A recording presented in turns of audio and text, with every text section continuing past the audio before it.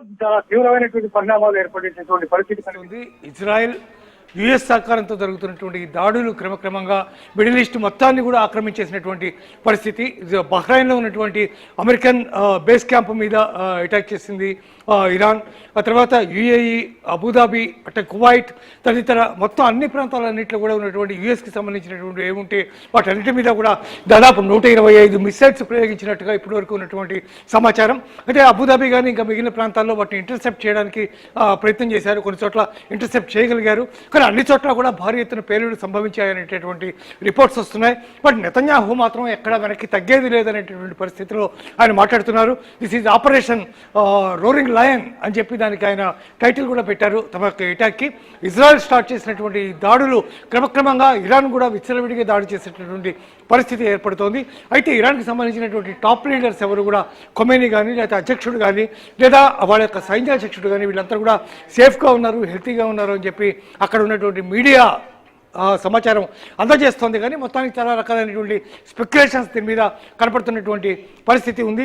మరోపక్క హర్ముజ్ జలసంధి మొత్తం అంతా కూడా దాదాపు క్లోజ్ చేసేటటువంటి పరిస్థితిగా కూడా కనిపిస్తోంది. ఒకవేళ అదే కనుక జరిగితే ఆయిల్ సంక్షోభం తలెత్తేటటువంటి పరిస్థితి కూడా ఉంది. మొత్తానికి ఇటు కువైట్ కానీ అబుదాబి కానీ మిగిలినటువంటి అన్ని ప్రాంతాలు కూడా తమ ఎయిర్ స్పేస్ మొత్తాన్ని కూడా ఇప్పటికే బ్లాక్ చేసినాయి. పౌర విమానాలు ఏవి ఆ దరిదాపుల నుంచి వెళ్ళేటటువంటి పరిస్థితి కూడా లేదు. దీనివల్ల తీవ్రమైనటువంటి సంక్షోభం ఏర్పడేటటువంటి స్థితి కనబడుతోంది. మరోవైపు ట్రంప్ కూడా క్లియర్ అయినటువంటి స్టేట్మెంట్ ఇచ్చారు.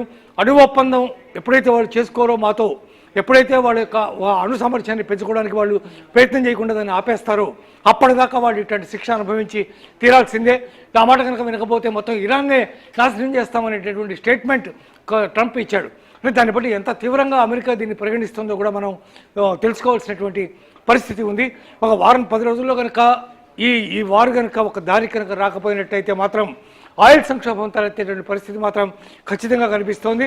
రష్యా తన యొక్క మొట్టమొదటి స్టేట్మెంట్లో చర్చలు అనేవి కేవలం ఇరాన్తో అమెరికా చర్చలు అనేవి కేవలం పైకి కనిపిస్తున్నటువంటి మాట. నిజంగా ఇరాన్ని నాశనం చేయడానికే అమెరికా ఈ రకమైనటువంటి వ్యూహాన్ని తీసుకుంది అని చెప్పి రష్యా ఇప్పటికే స్టేట్మెంట్ ఇచ్చింది. ఇట్లా ప్రపంచ దేశాలన్నీ కూడా దీని మీద కొంతమంది వ్యతిరేకతని, కొంతమంది సరైన జరుగుతుందని చూద్దామనే పరిస్థితిని కూడా వహిస్తున్నటువంటి సన్నివేశం మనకు కనిపిస్తోంది. మొత్తం మీద 125 మిసైళ్ళు అంటే సామాన్యమైనటువంటి విషయం